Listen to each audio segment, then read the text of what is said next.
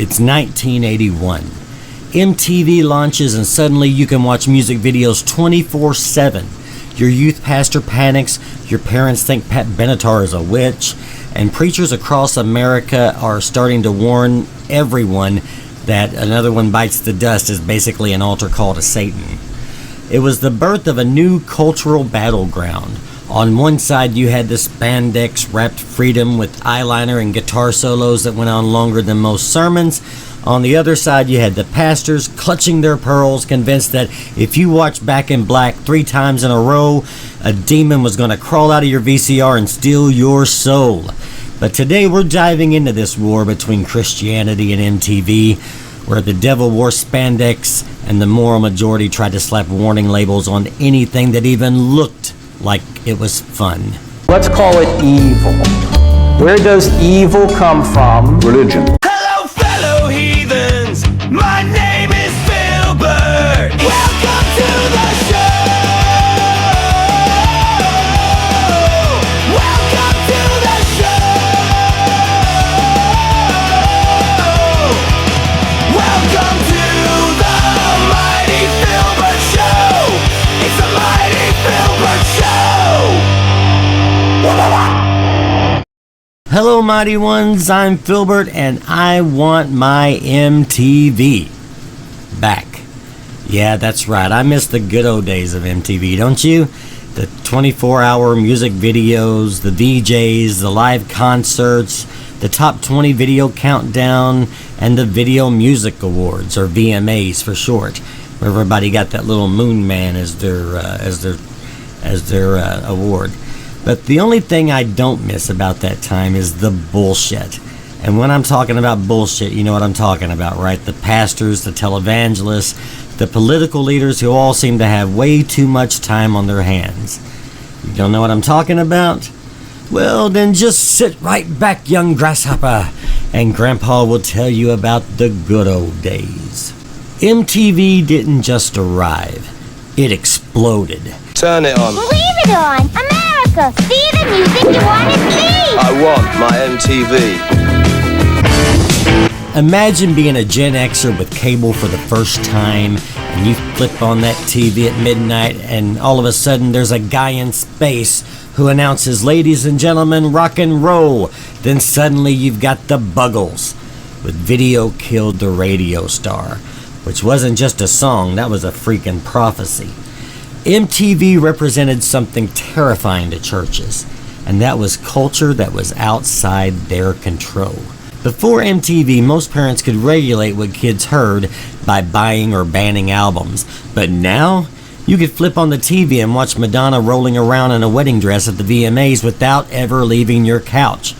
Youth pastors had nightmares about this shit. Churches loved to say music videos were corrupting the youth, but what that really meant was kids were finally seeing a world beyond Sunday school felt boards and Superbook cartoons, and that terrified the people who built their power on isolation. Think about it. MTV gave us fashion, language, rebellion, sexuality, all in high-definition neon color. The church tried to call it sin. We just called it a typical Saturday. Enter Tipper Gore and the PMRC, or Parents Music Resource Center. They were the self-appointed Karens of the apocalypse. Their mission? To make sure little Timmy never heard Prince sing about masturbation. Knew a girl named Nikki, I guess you... I better shut up. Alright, anyway, they gave us the infamous Parental Advisory Explicit Content sticker, which of course only made us want those albums more. Nothing said "buy me" like a big black and white warning label screaming, "Your parents are gonna hate this." Meanwhile, preachers were having their own meltdown. Cassette tape bonfires became a regular thing. I kid you not, folks. Parents would gather their kids in parking lots, hand them a Bic lighter, and tell them to toss their Van Halen tapes into the flames for Jesus. Of course, the church loved to trot out their greatest hits of panic.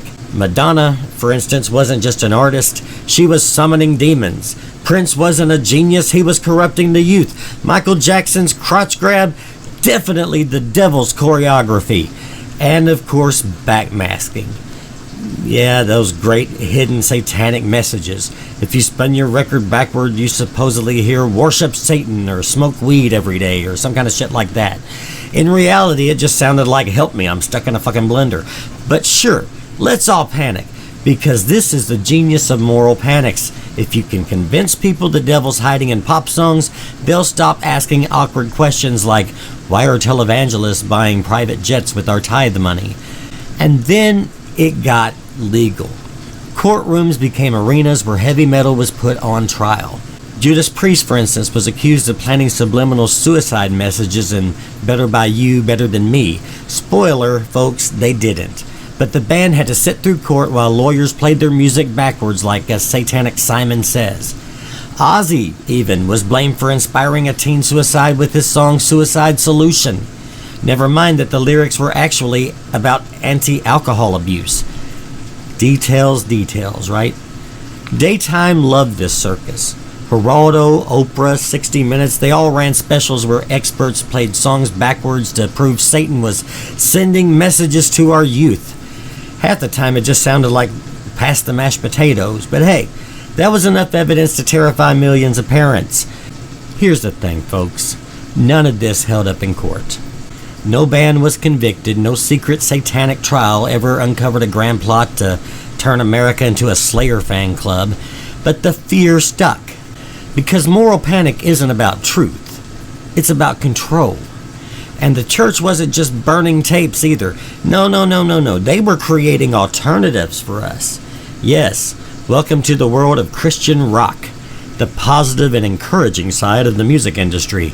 But instead of Bon Jovi singing Wanted Dead or Alive, you got DeGarmo and Key singing Boycott Hell, or Petra, who dressed like Def Leppard but sang about reading your Bible every day. It was like rock music on training wheels. Then came the Christian MTV knockoffs. Remember CCM Television or Z Music Television? No? Exactly. Because nobody watched these channels. Nobody. Kids didn't want Michael W. Smith when they could have Metallica. Youth pastors tried to lure us in with these rock lock-ins, where we would stay overnight at church, listen to Carmen rap about Jesus while eating Bigfoot pizzas from Pizza Hut.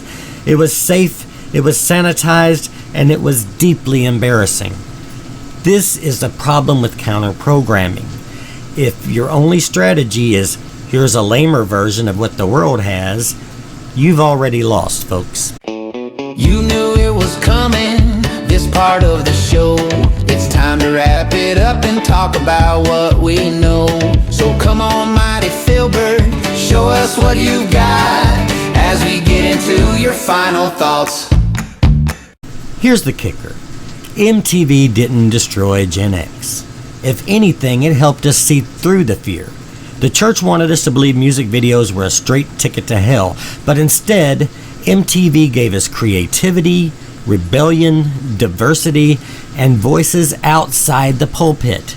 It gave us Run DMC breaking barriers, Salt and Peppa pushing conversations about sexuality, Nirvana blowing up the plastic world of hair metal, and even political anthems that made us think harder than any Sunday sermon. MTV taught us how to spot moral panic. We saw adults overreact, politicians legislate nonsense, we saw preachers screaming about demons hiding in our records, and somewhere along the line we realized that maybe the real problem wasn't the music. Maybe the real problem was the people who couldn't stand losing control. Because here's the truth. Every generation gets its boogeyman. For our parents, it was Elvis shaking his hips. For us, it was Madonna rolling around in a wedding dress.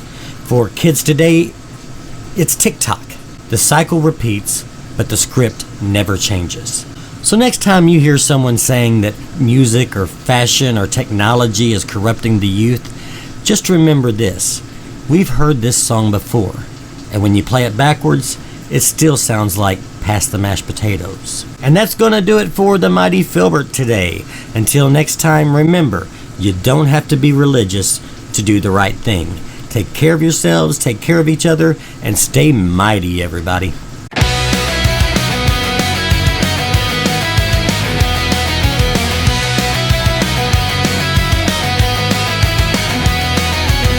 just watched the Mighty Philbert Show.